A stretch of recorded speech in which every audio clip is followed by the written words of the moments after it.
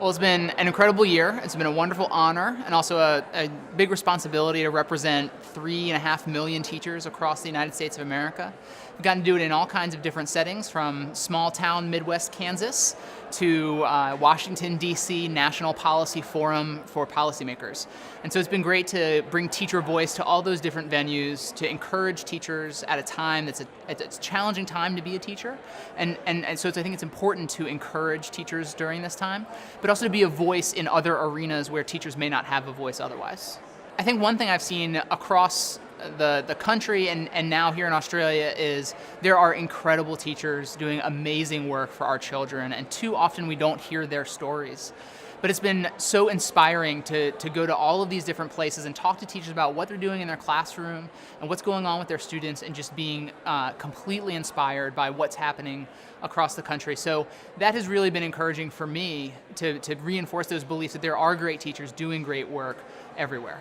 I think this has been a great opportunity to remember what really matters in the classroom, and so I think I'm going to be a lot more bold in the choices I make to be sure that what I'm doing is really going to matter for students down the road, and what they love to do, and developing their skills and their strengths, and not necessarily conforming to what might be in the curriculum, but really making a choice driven in wisdom of what I've seen this whole year for what's best for students and what's really going to give them the best chance in their future.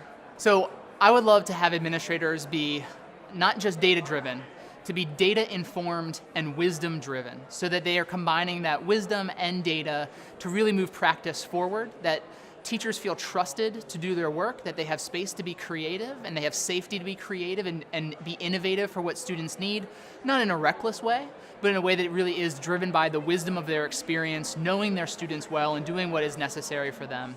So I think administrators really taking that perspective that it's a learning organization for everyone in the building, that teachers need to grow in their practice and they need growth and opportunity, and that students need that as well, and they need teachers who are learners. I think we need to be careful about putting too many eggs in one basket, which is a standardized test score. I think that can be part of multiple measures, that we need to think about what do we use those test scores for? What does research tell us that they should impact? And there's a lot of research that makes me hesitant to use test scores for things like teacher evaluation. There's a lot of mixed research there, so I'm hesitant to say that we should use that for high stakes decision making, but it should still inform us on where our students are, where gaps are in different demographics. I think that we really need to push toward better inter-rater reliability and observation, so that principals are all seeing the same thing, grading the same way, so that we give better feedback to teachers, that evaluation is a learning process for teachers, and that we have the opportunity to learn from one another.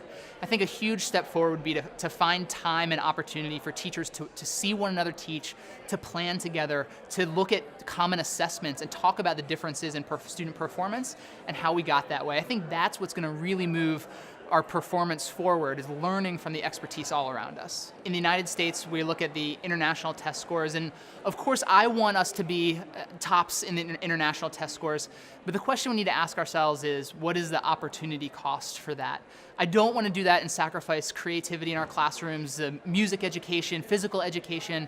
I think a strength of American education has been creativity and innovation and independent thinking. And I think that, I spent 2 months living in China, and I did not see those. They had great test results, but I didn't see that same innovation and creative thinking. And so I had Chinese principals coming to my classroom to see how we were doing that in America, and now we're chasing them. So we're kind of in this cycle. I think we need to be sure not to lose what is great about our individual systems while still learning from others to enhance what we do. I would ask us to think about, what do we want for children? I think we want great teachers in every classroom. I think, how do we inspire people to go into classroom teaching? And one aspect is to celebrate great teaching and what that looks like. And so when we do the opposite, I think that hurts our talent pool for who's going to go into the teaching profession. And instead, if we were to focus on celebrating teachers who make incredible differences, and these are powerful stories for what teachers do. They did it in my life, and I've been blessed to have the opportunity to do it for some students. We celebrate these stories and we highlight these heroes and the work that they do for children. I think we can inspire more talented young people to go into the profession, which is what I think we all want for children.